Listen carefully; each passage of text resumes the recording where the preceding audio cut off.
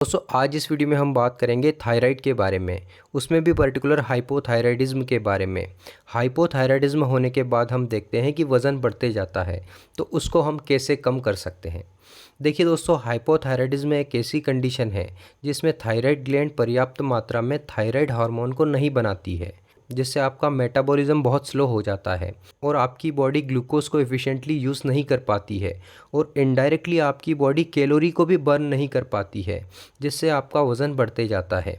इसके अलावा हाइपोथायराइडिज्म में आपकी बॉडी फ्लूइड और सॉल्ट को भी ज़्यादा रिटेन करती है, जिससे शरीर में स्वेलिंग आती है, पर्टिकुलरली फेस के एरिया में स्वेलिंग आती है, जिससे आपका वज़न बढ़ते जाता है। इसके अलावा जब बॉडी का मेटाबॉलिज्म स्लो हो जाता है तो बॉडी सही से एनर्जी को यूज़ नहीं कर पाती है, जिससे व्यक्ति को थकावट महसूस होती है, किसी भी काम करने में मन नहीं लगता है, जिससे आपकी फ़िज़िकल एक्टिविटी कम हो जाती है और कैलोरी आपकी बर्न नहीं हो पाती है, जो कि वज़न बढ़ने का एक कारण बनता है। इसके अलावा हाइपोथायराइडिज्म में ये भी देखा जाता है कि आपके शरीर की क्रेविंग बढ़ जाती है, आपको बार बार भूख लगती है, बिकॉज आपका मेटाबॉलिज्म स्लो होने से बॉडी एनर्जी को सही से यूज़ नहीं कर पा रही है, जिससे आपको थकावट महसूस हो रही है, जो इनडायरेक्टली क्रेविंग का कारण बनता है।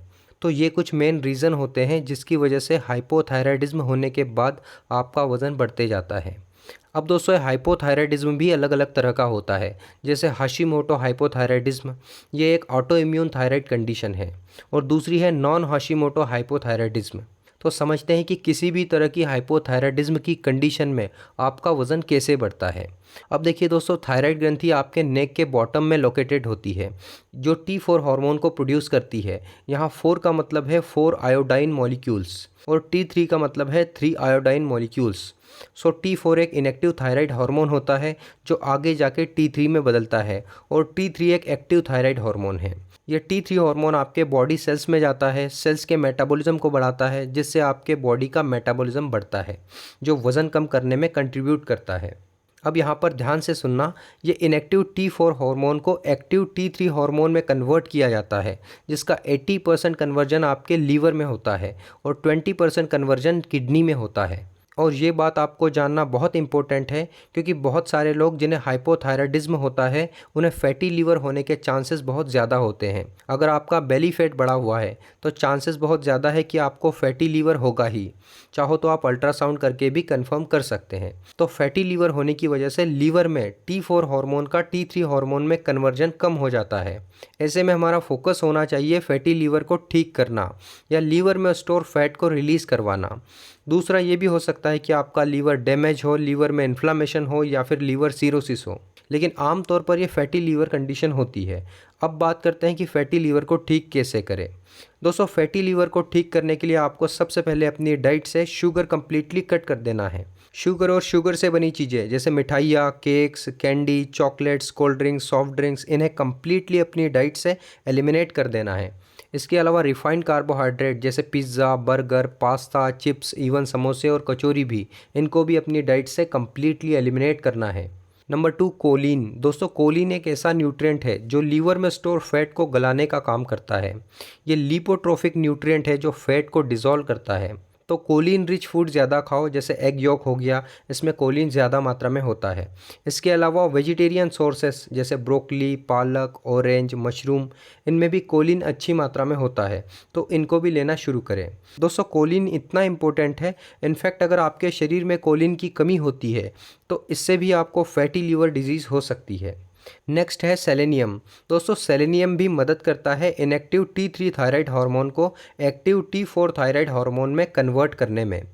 और जिन लोगों को फैटी लीवर होता है उनमें आमतौर पर सेलेनियम की कमी देखी जाती है। सेलेनियम एक एंटीऑक्सीडेंट भी है जो आपकी बॉडी से एक्सिस हाइड्रोजन पेरोक्साइड को निकालता है, जो कि हाशिमोटो हाइपोथायराइडिज्म को ठीक करने में मदद करता है। सो अगर आपको हाशिमोटो टाइप हाइपोथायराइडिज्म भी है तो आप अपनी डाइट में सेलेनियम का कंजप्शन बढ़ा दो। इसके अलावा सेलेनियम आपकी इम्यूनिटी को भी बढ़ाता है, तो आप सेलेनियम के सप्लीमेंट भी ले सकते हैं। सेलेनियम रिच फूड भी है, जैसे एग योक हो गया, सी फूड, ब्रोकली, स्प्राउट्स, इन सभी को अपनी डाइट में आप ऐड कर सकते हैं। इनमें सेलेनियम अच्छी मात्रा में उपस्थित होता है। इसके अलावा iodine as a raw material thyroid hormone को बनाने में मदद करता है। बहुत से लोग आयोडाइन डिफिशिएंट होते हैं, सो आयोडाइन के लिए आप सी कैल्प का इस्तेमाल कर सकते हैं। इसमें अच्छी मात्रा में आयोडाइन होता है। अगला है जिंक। दोस्तों जिंक हाइपोथायराइडिज्म से पनपने वाली सभी समस्याओं को ठीक करने में मदद करता है।